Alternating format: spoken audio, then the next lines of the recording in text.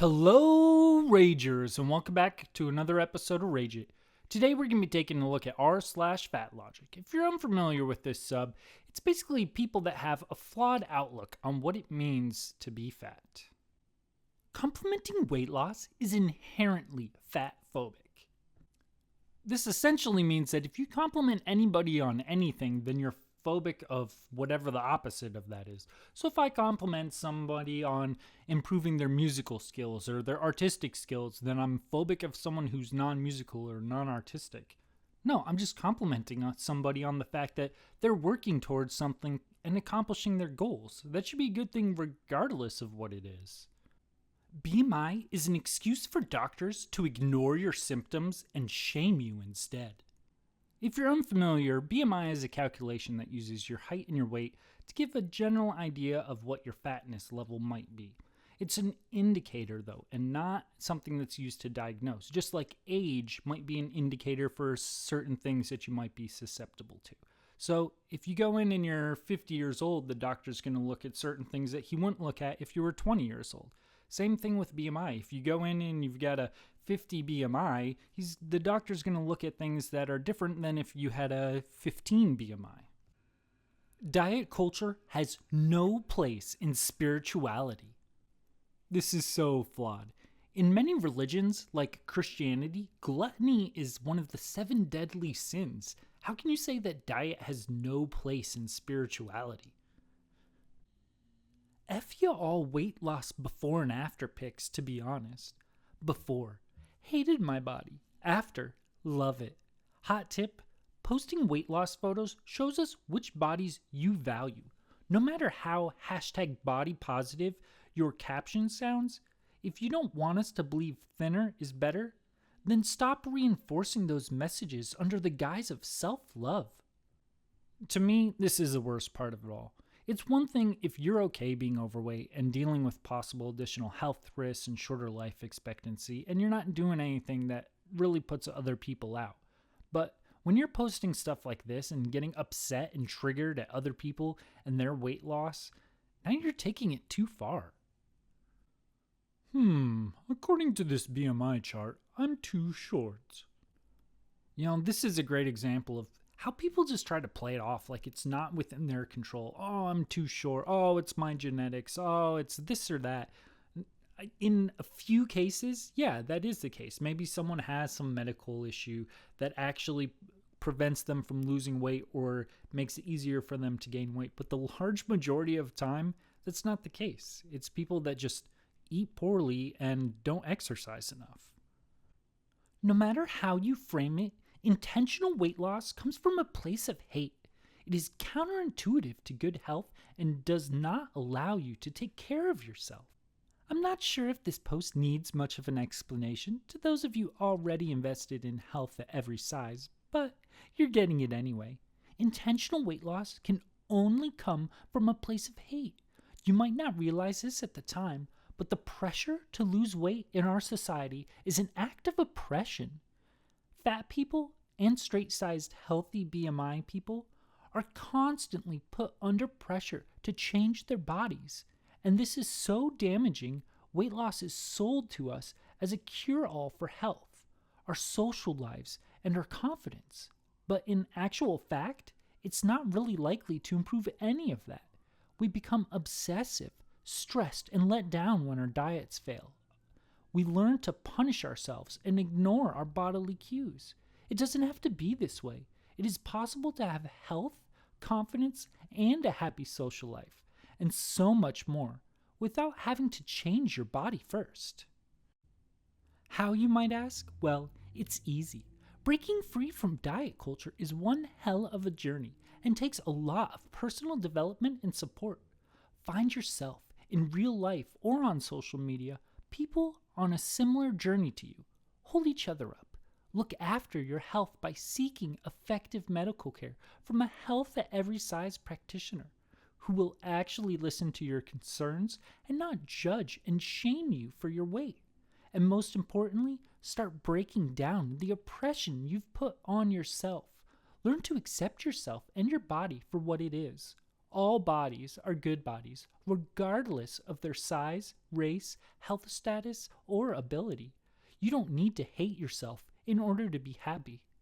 This whole post is ridiculous. Hate has nothing to do with it.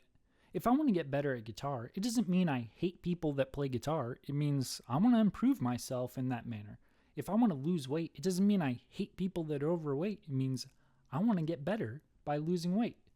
And the fact they would say that weight loss is counterintuitive to good health, if you look at studies, so many studies show that weight loss is good for your health, not counterintuitive.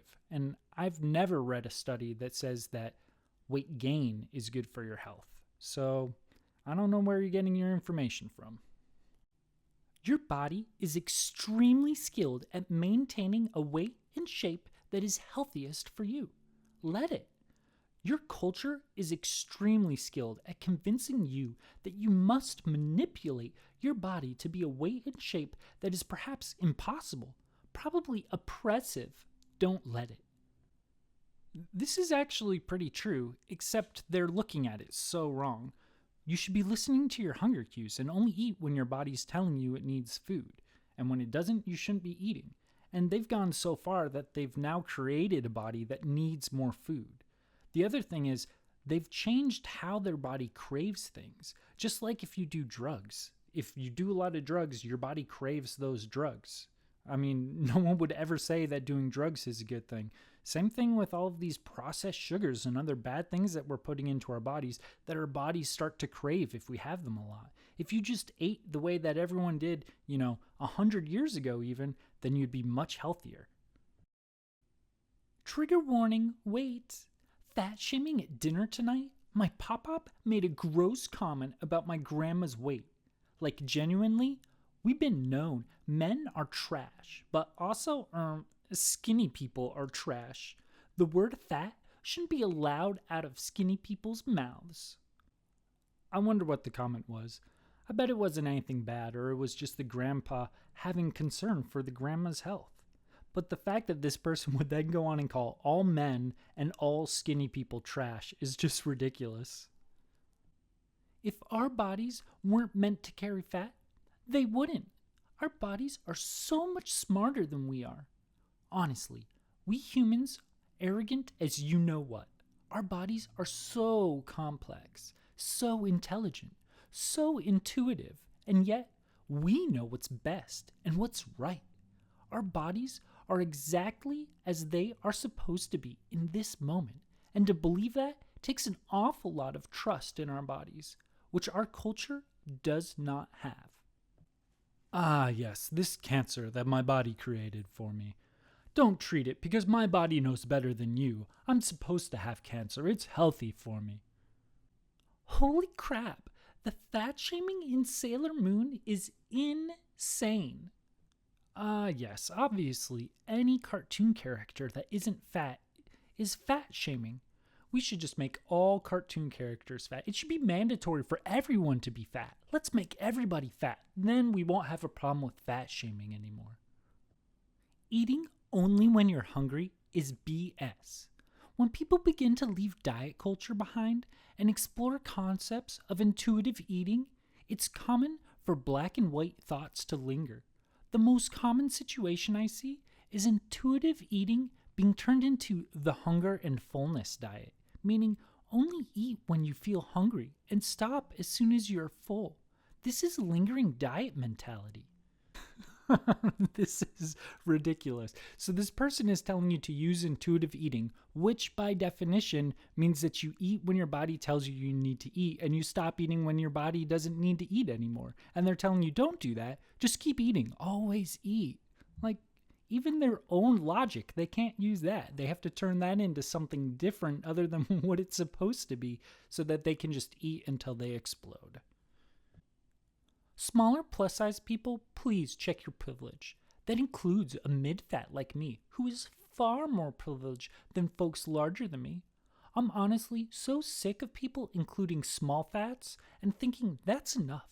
And I'm sick of small fats not calling out the fact that they are the biggest people at the event, shoot, meeting, or whatever it is. Fat people above a 20 exist, and we matter. We deserve to be included and seen. Super fat people deserve to be included. Infinity fat people deserve to be included. Fat people of color deserve to be included. Disabled fat people deserve to be included.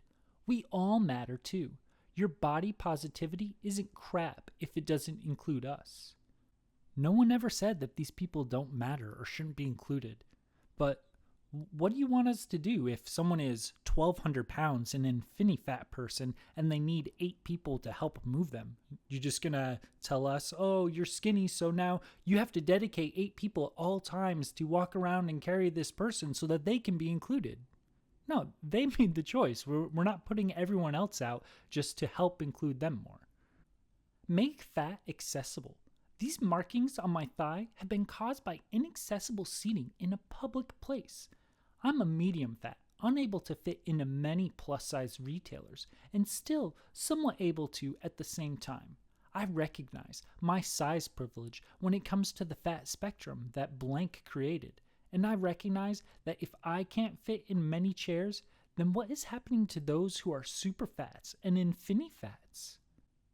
Fat people are forced out of public spaces due to the seating options and the public hate that we face. Our bodies are haunted by the policing and trauma these structures enforce on our bodies.